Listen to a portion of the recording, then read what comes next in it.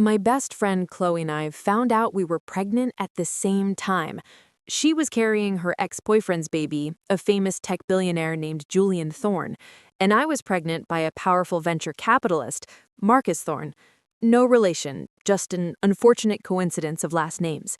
Since it was clear neither man was interested in becoming a father, Chloe looked at me and said, "What if we just keep the babies and ditch the dads?" I was all in. Deal, wherever you go, I go.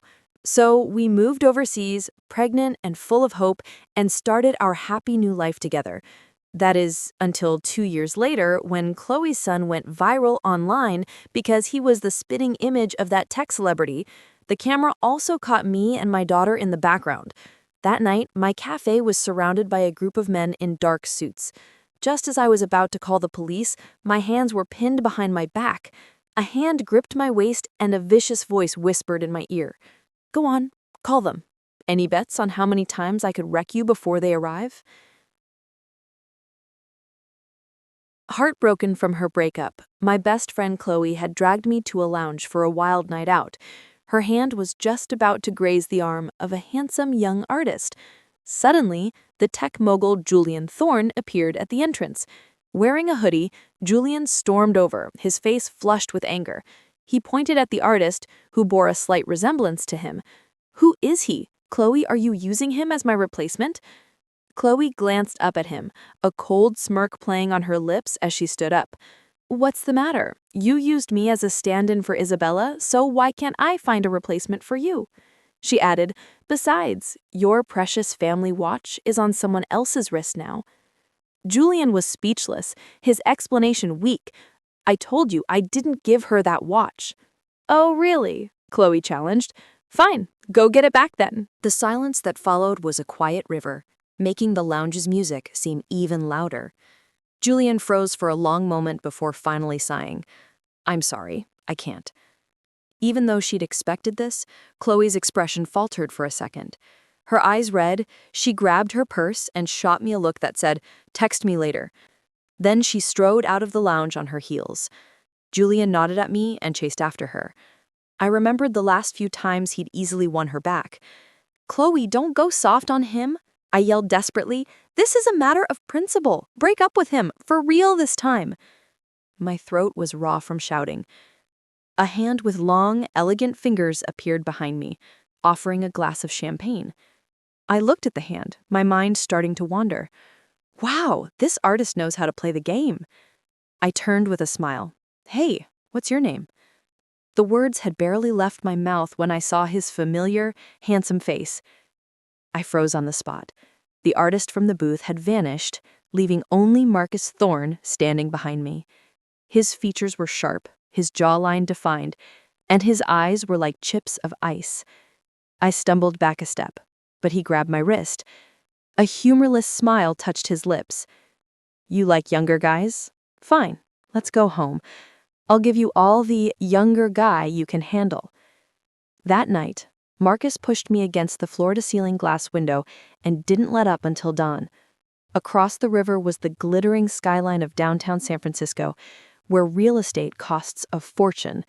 If it weren't for Marcus, I wouldn't even have the right to set foot in a place like this. But of course, I wasn't his girlfriend. At best, I was his companion. During my first year trying to make it as a software developer, I ran into a senior partner at a firm who tried to get me into his bed in exchange for a job. I refused his advances at a business dinner as politely as I could, but he became more aggressive. Just as his hand was about to slide under my skirt, Marcus appeared. He saved me with a single dismissive sentence. He was a top-tier investor, and I was a nobody, a recent grad just starting out. Marcus's pursuit wasn't obvious. There were no grand romantic gestures, but he looked out for me in countless small ways. And with that face, which could rival any model, it was hard not to fall for him. But I knew my place. A companion is just a companion, a far cry from a real partner. I understood that we had no future. Eventually, I would have to leave. Losing focus again? As if to punish my wandering thoughts, Marcus's movements behind me grew rougher. "What are you thinking about? Your boy toys?" A gasp escaped my lips. I dug my nails into his arm, bit my lip, and shook my head, but my response clearly didn't satisfy him. He turned me around. Then you'll just have to take it. I don't know how much time passed before the storm finally broke. Marcus carried me to the bathtub, holding me in his arms. As the afterglow faded, I suddenly asked, "I heard your older sister Rebecca is back in town." "Yeah." Marcus had always been close to his sister. Rebecca made most of the decisions for the Thorne family. More importantly, I'd heard that Rebecca had brought another woman back with her this time, a woman who was supposed to marry into the Thorne family. Thinking of this, I asked tentatively, "Can I meet her?" Marcus's closed eyes snapped open. He studied me for a moment before replying coolly, "There's no need." Of course, the companion doesn't get to meet the family. Hiding my disappointment, I forced a smile. Okay. That night, Chloe, who was supposed to call me, never did. It wasn't until noon the next day that a message from her finally came through. "Don't worry, we didn't get back together." I thought life would just go on like this, but a month later, both Chloe's and my periods were late. We went to the doctor together. When the ultrasound results came back, we stared at the words, "pregnancy confirmed," on the reports and fell into a collective silence. Chloe snatched the old paper from my hand, her voice sharp with disappointment. "We agreed you'd use him for connections and then bounce. You didn't use protection?" "I did," I argued loudly. But then I remembered that wild night against the window and my voice dropped. "But it might have broken." Chloe rolled her eyes, speechless. Now, it was my turn. I grabbed her report. "You're one to talk," I yelled. "You don't even have a boyfriend. Whose kid is this? Some random guy's?" Chloe's eyelashes fluttered. She shot me a guilty look and mumbled, "It's Julian's." "Whose?" I thought I'd misheard, my face scrunching up in confusion. She closed her eyes, took a deep breath, and shouted right into my ear, "My ex-boyfriend, Julian Thorne!" My ears were ringing. "Julian Thorne is Julian Thorne," I grumbled. "Why are you yelling?" Chloe had broken up with Julian, who still had his old flame Isabella waiting in the wings. And me? I was the secret who couldn't be seen in public, while Marcus's fiancé had just returned to the city. We looked at each other and sighed. Clearly, neither of these men was going to step up for these kids. After a long silence, Chloe grabbed my hand. "What if we just keep the babies and ditch the dads?" she asked hesitantly. I thought about it. Okay, Marcus has been pretty generous over the years, and with the money I've saved from my tech jobs, we could probably buy a villa overseas. And get a dog and a cat.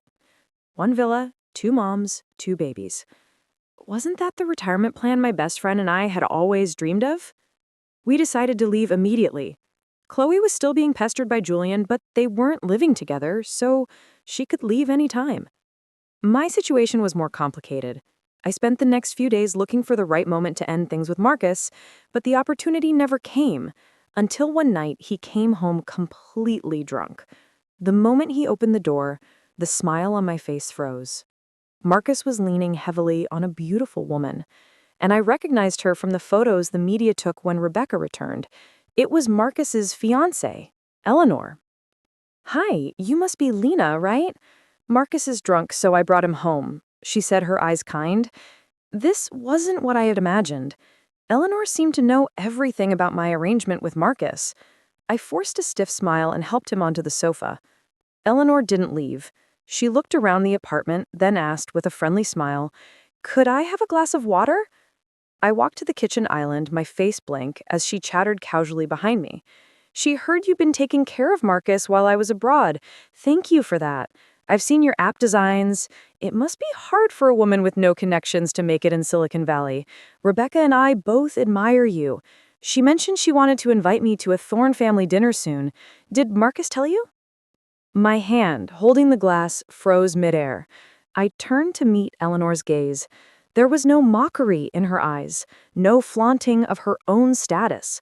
There was only the quiet confidence of the true mistress of the Thorne household. It was a confidence I had never felt, no matter how long I'd been by Marcus's side. In that moment, the weight I had been carrying on my shoulders came crashing down. I knew it was time to leave. That night, while Marcus was asleep, I packed up my things. Perhaps because I had always known I would leave, I didn't have much at his place. I left behind all the expensive gifts he had given me, taking only a simple braided cord bracelet. We had gotten them from a little shop on a road trip, one for each of us, as a wish for peace and good fortune. I had been trying to figure out how to say a proper goodbye in person, but maybe this was better. On the gray silk sheets, Marcus's face was just as stunning as the first time I saw him. He always thought he was the one who pursued me, but he never knew that for me, it was love at first sight. A wave of sorrow and regret washed over me. I sent him one last text. "I'm gone. I hope we never see each other again." Before I left, I blocked his number. "Marcus, I hope we both find peace and happiness in our lives to come." This was our third year living in New Zealand. We had both given birth to healthy babies. Chloe's son was named Oliver, and my daughter was Maya. When the kids turned 3, Chloe started a parenting blog, though she never showed her own face. I opened a small cafe. Life was good. We had money and free time, and my cafe was full of charming young artists. Until one day, a comment appeared on Chloe's blog.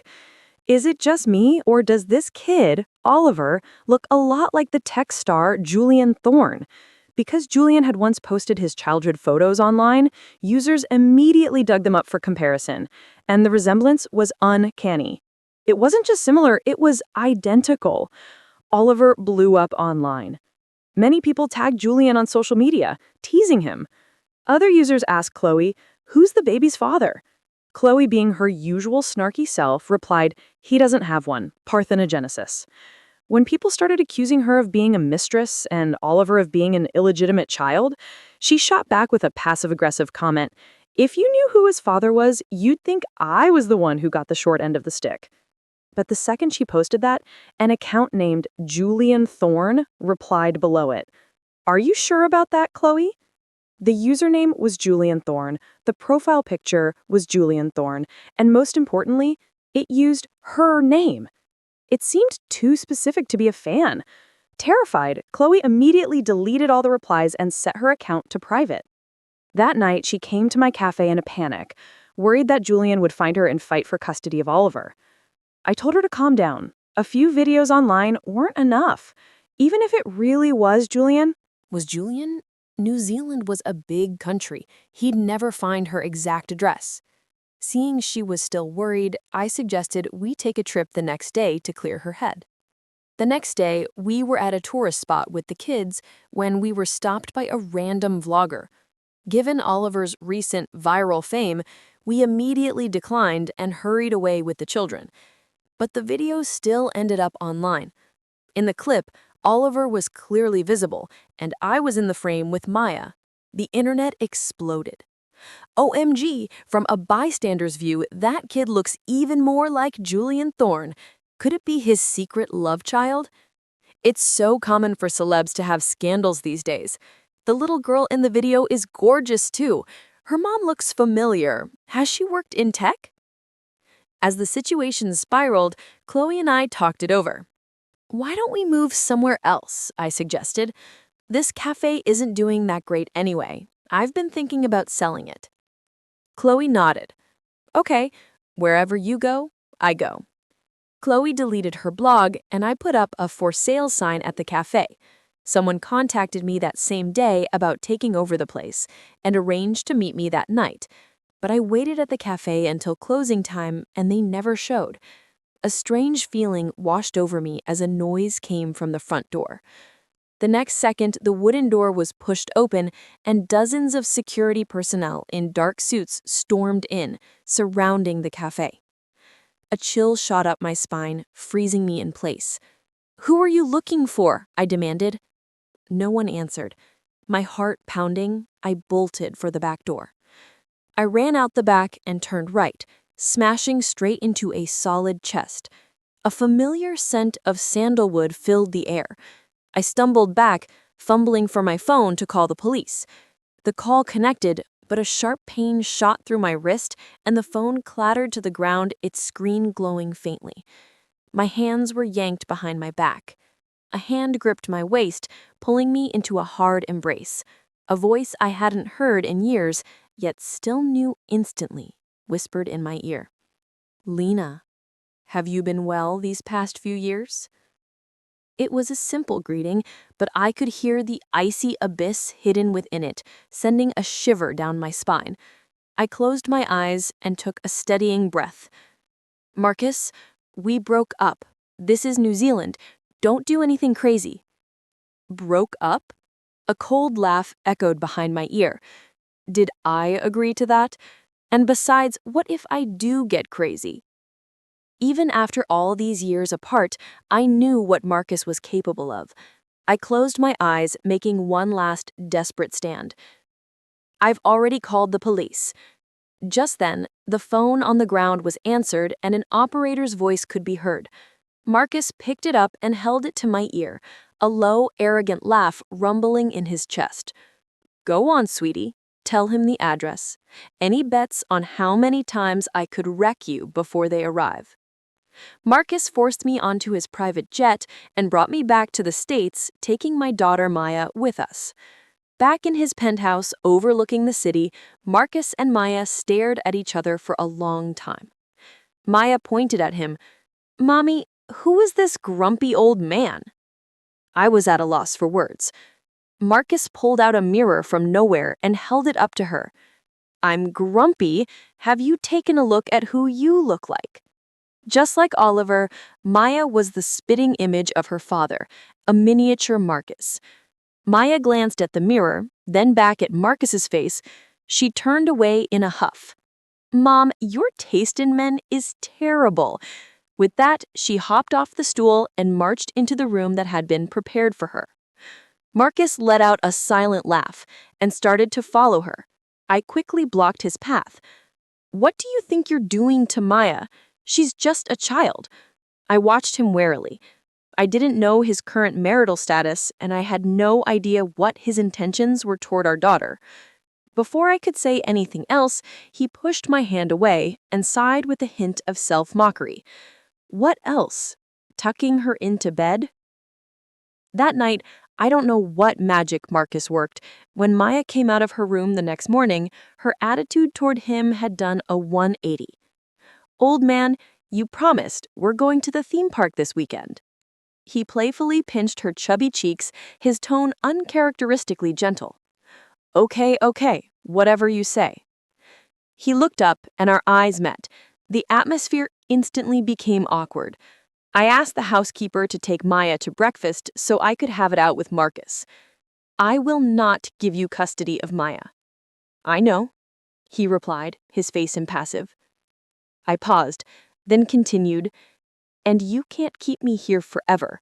I won't be your secret again. The first chance I get, I will run."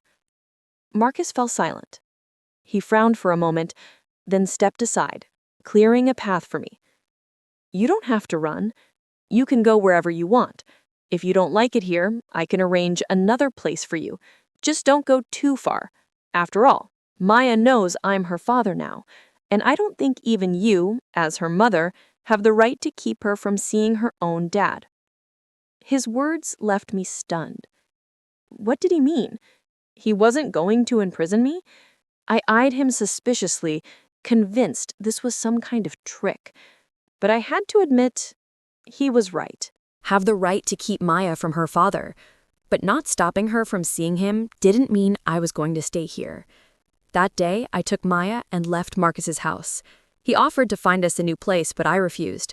I found a new apartment, and once we were settled, I tried calling Chloe, but her phone went straight to voicemail.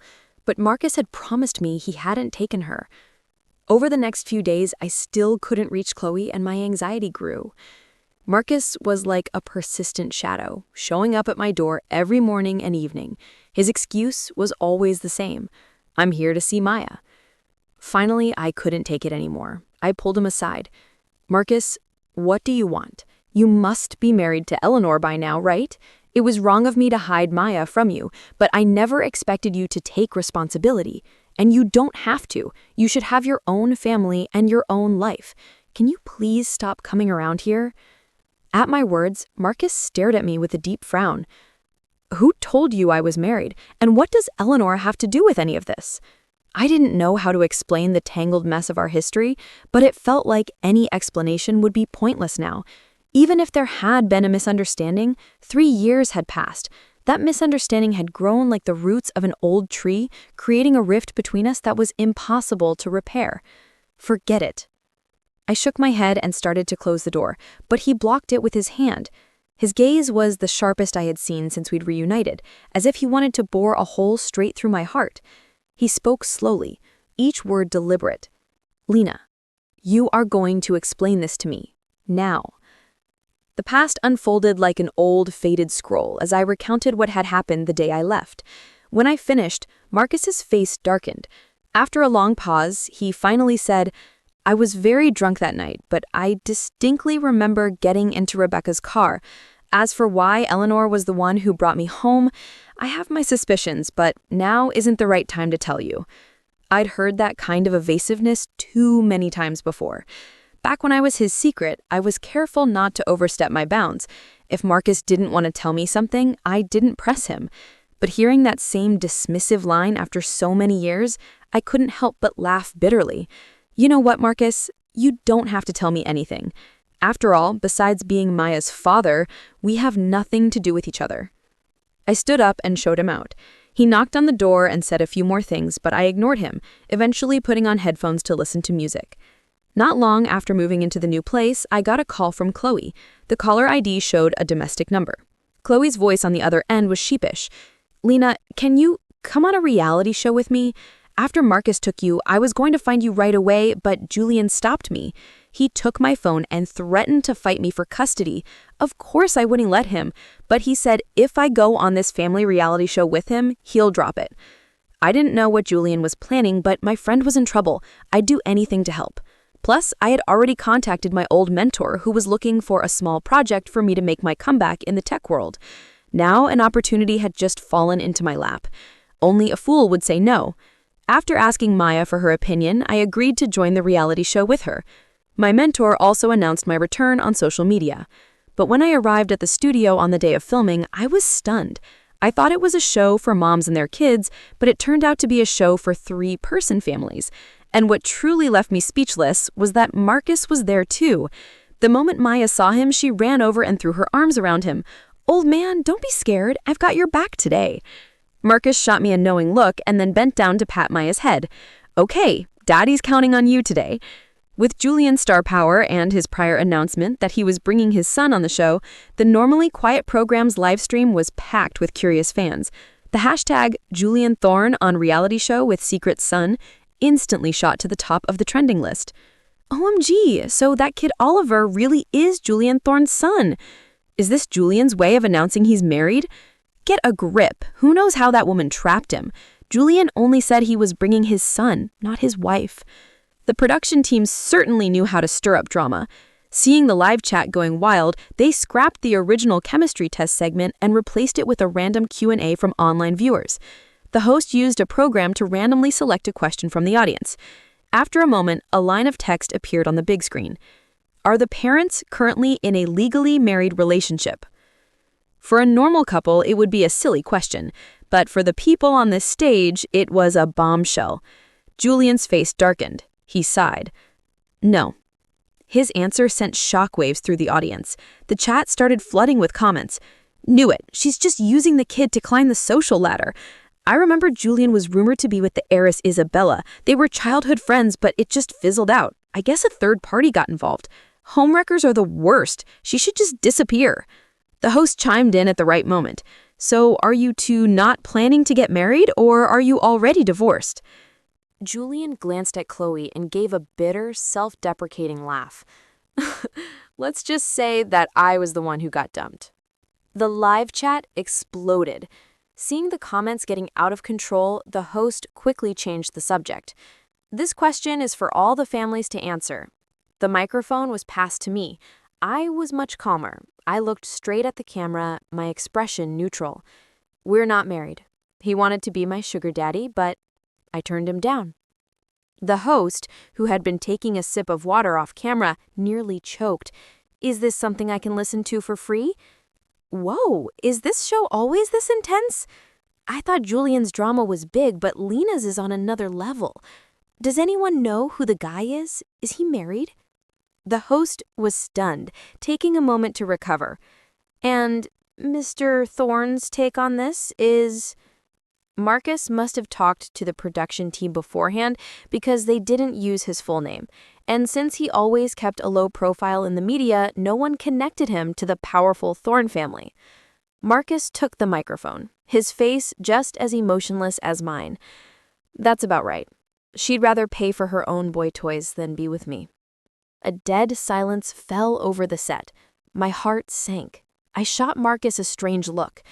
Did he even know what he was saying? After that question, the rest of the Q&A devolved into chaos.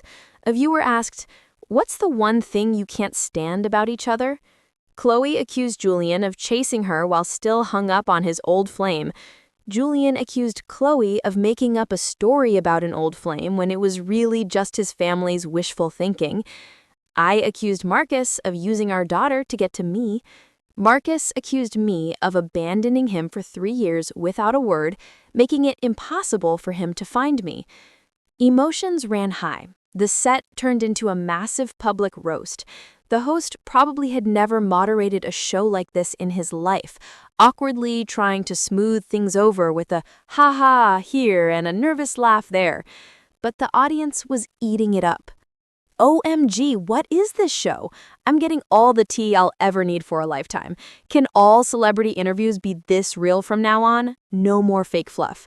These two couples are airing all their dirty laundry. They're really not holding back. Finally, it was time for the last question. The host let out a sigh of relief. Last question. How do you feel about each other now? Chloe thought for a moment, then chose to remain silent. Julian didn't hesitate. I want her to give me another chance. I'll love her and our child properly this time. When the microphone came to me, I gave a faint smile to the camera. I wish him all the best, far away from me. Perhaps those words, far away, reminded Marcus of something, because his composure shattered for a second. He raised the microphone, looked directly at me, and said just 2 words, "I do." Over the next few days, clips from the show went viral. Because Julian had explicitly stated that Isabella was just a family arrangement, Isabella's past posts showing off the Thorne family heirloom now made her look like a clown. Some internet sleuths even re-examined old photos of them looking cozy and had a professional verify that they had been photoshopped. Others analyzed the famous tech conference moment where Julian supposedly gazed at Isabella with admiration, concluding that he was actually looking at the presentation screen. And so, the same netizens who had been cursing Chloe as a homewrecker the day before flooded Isabella's social media. LOL, what century is this? Does Isabella still believe in arranged marriages? Maybe she wanted to marry Julian's great-grandmother. Someone said Julian's grandmother has a heart condition. If his family really wanted him with Isabella, he probably didn't want to upset his grandma, which is why he never cleared up the rumors before. However, just as the hashtag Julian Thorne proposes on air was breaking the internet, another topic quietly climbed to the top. VC powerhouses Thorne and Ellis families announce engagement. Only a few photos from the event were leaked, but one of them captured the bride-to-be's face clearly. It was Eleanor. Even though my rational mind had told me to run away 1,000 times, my chest still ached with a familiar pang. No wonder. No wonder Marcus, who used to show up every morning and night to see Maya, had suddenly vanished after the show. An engagement party must take a lot of planning. Naturally, he wouldn't have time for someone unimportant. I looked away from the screen, suddenly feeling ridiculous.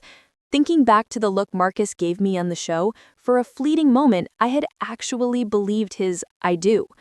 I tried my best to hold it in, but tears started to fall. Maya appeared by my side, seemingly out of nowhere.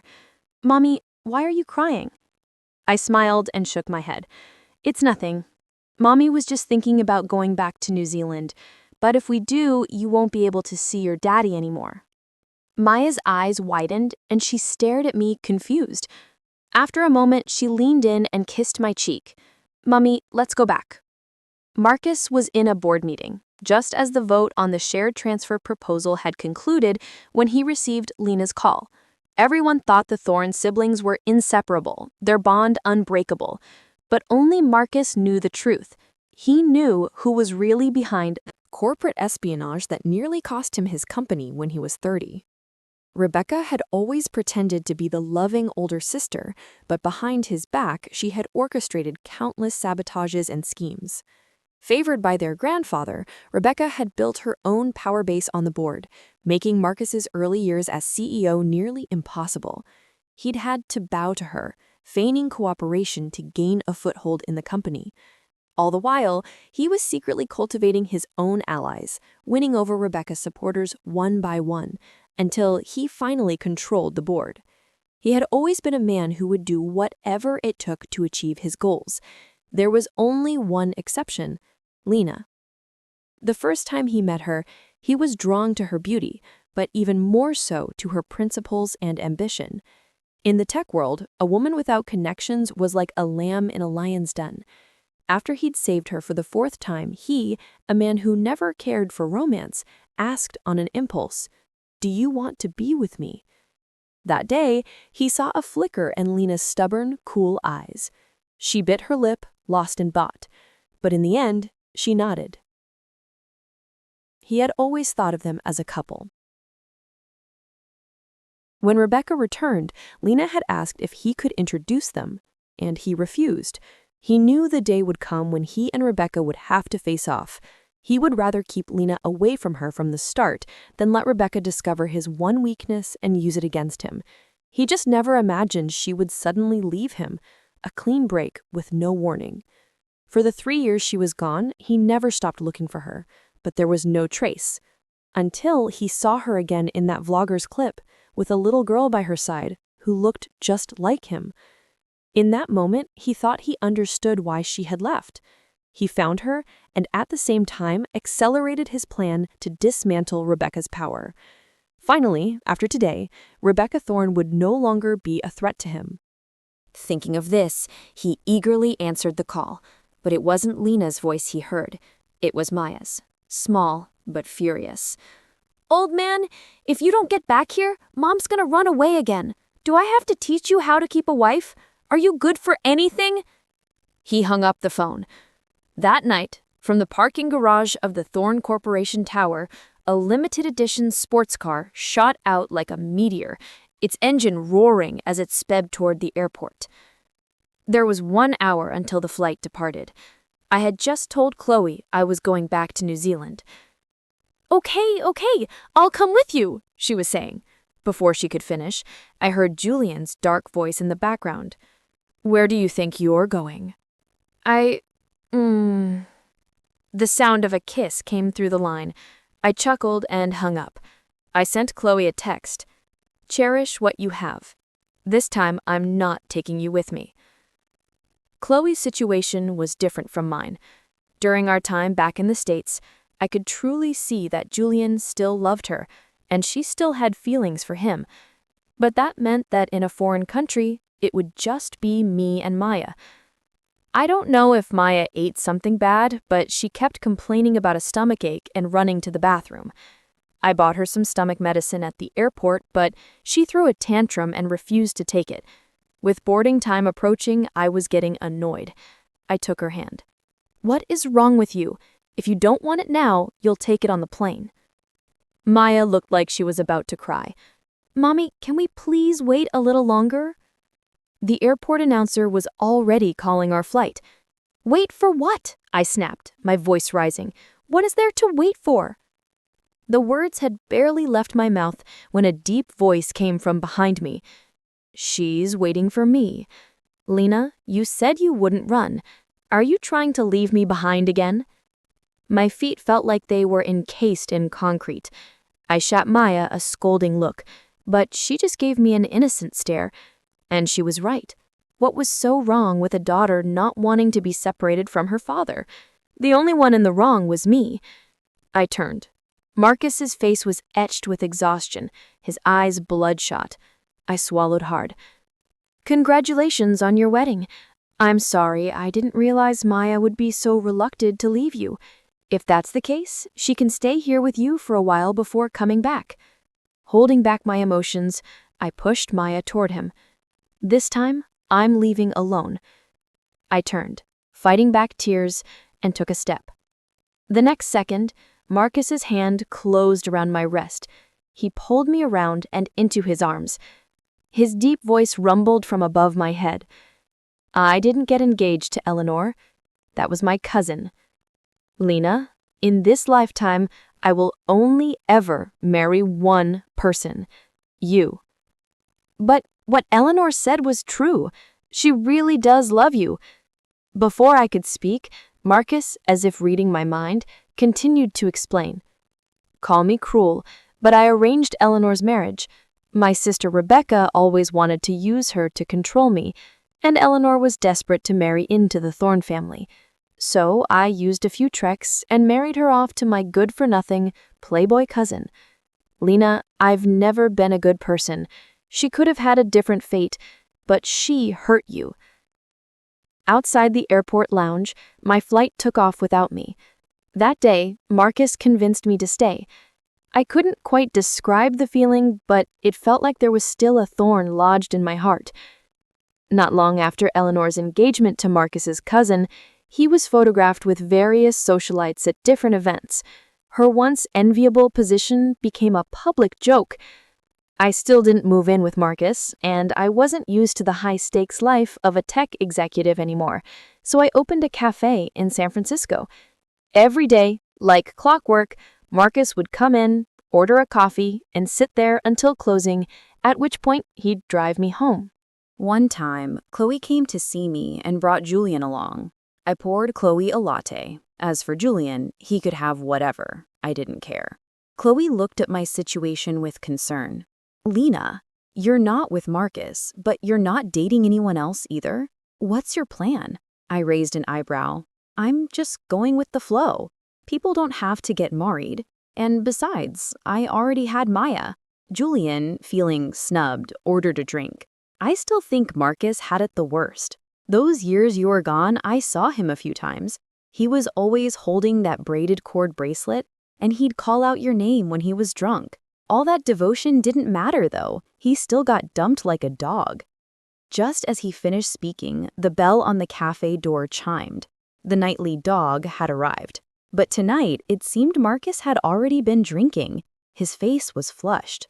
I walked over and poured him a glass of water. Don't come here if you're already drunk, I said irritably. Have your driver take you home. Marcus looked dazed for a moment. Where? Home! He let out a bitter laugh and pointed at himself. What home do I have? My wife doesn't want me. I wordlessly pushed the glass of water toward him. Then go wherever you want. Chloe and Julian left after their drinks. As closing time neared, I looked over at Marcus, who seemed to be asleep in the booth. I figured if he caught a cold, he'd just use that as another excuse to act pitiful. I sighed and grabbed a throw blanket from behind the counter. As I moved to drape it over him, my fingers accidentally brushed against his cheek. His skin was warm, and the simple contact sent a jolt through me. Startled, Marcus's eyes fluttered open. His gaze was hazy, unfocused from the alcohol. What's wrong? He mumbled, his voice thick with sleep and drink. The night was as quiet as a stalking predator. I was about to tell him to go back to sleep when a sudden, violent crack shattered the silence. The plate glass window beside us splintered into a spiderweb of fractures. Before I could process it, an iron bar struck the window again. The cracks widened, and the next second the entire pane gave way, exploding inward in a shower of glittering, deadly shards. I instinctively squeezed my eyes shut, bracing for the impact of the glass. Instead, a large, solid figure lunged across the booth, shielding me completely. I was enveloped in his familiar scent of sandalwood and whiskey, just as I heard the sickening, heavy thud of the iron bar hitting his back. Warm, thick liquid splattered across my face and neck. For a moment, my ears felt like they were stuffed with cotton. I couldn't hear anything over the ringing silence. Then sound rushed back in. Marcus was still hovering over me, a strained smile on his face, as a stream of dark red blood flowed from a gash on his head. It flowed like a dam breaking, instantly covering half his face in a mask of crimson. My voice, when I found it, was a trembling, shattered thing. Marcus! The attackers, their mission seemingly accomplished, scrambled back into a waiting van. As the vehicle's tires screeched and it sped away into the night, I caught a fleeting glimpse of a twisted, satisfied smile in the back seat. It was Rebecca. "Doctor, please, you have to save him. I'm begging you." In the stark, sterile hospital, the relentless beeping of machines, the hurried footsteps of nurses, and my own choked sobs all blended into a nightmare symphony. I touched the sticky, drying blood on my cheek and felt like I was completely falling apart. I sank to the cold linoleum floor outside the operating room, my entire body shaking uncontrollably. Nora rushed over and hugged me tightly. "It's okay. He's going to be okay. Marcus hasn't married you yet. He's not going to die. He's too stubborn." David returned from taking a call, his face grim but determined. "Good news. The cafe security camera wasn't damaged and it was pointed right at the window. We have it all on tape. Don't worry. Rebecca won't get away with this." I nodded through my tears, but I couldn't process anything he was saying. All I could see was the blood. So much blood, and Marcus's smile as it happened. After what felt like an eternity, the light above the operating room door finally went out. I scrambled to my feet, my legs weak.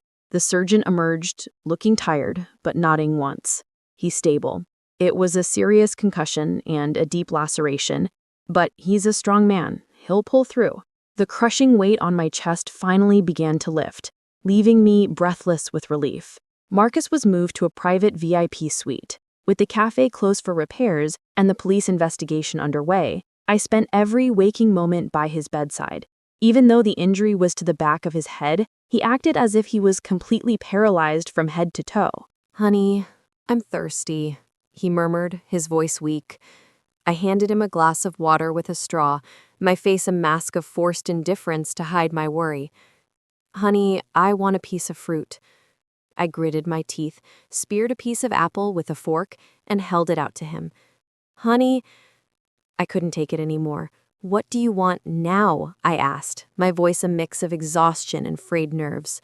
Marcus looked at me with a wounded, puppy dog expression and said softly, "I want a kiss." That was the last straw. "Why don't you just say you want me to touch you too?" I retorted, my face flushing. His eyes lit up with a spark of their old fire. "Can I?" "In your dreams." My phone rang, saving me from the conversation. I stepped out into the hallway to take the call. It was the police. Rebecca had been caught. While investigating the attack, they had uncovered evidence of her other crimes.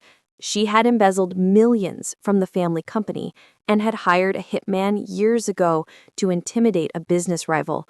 With her schemes collapsing, she had sent the thugs after Marcus in a final, desperate act. I went back into the room and told him the news. Marcus wasn't surprised. "It's not the first time she's tried to destroy me," he said quietly, his gaze distant. "The reason I didn't want you to meet her, the reason I kept, it was because Rebecca is a lunatic. I was trying to protect you." He looked down, his voice filled with a rare vulnerability. "But I'm sorry. I failed you. I didn't give you the sense of security you needed. All those years you were away, I failed you, and I failed Maya." He looked up, his eyes meeting mine, clear and sincere. "Lena, I think I love you even more than I realized." His words struck a soft spot deep inside me, a place that had been guarded and cold for years. The thorn of doubt and hurt that had been lodged in my heart for so long was finally, gently pulled out.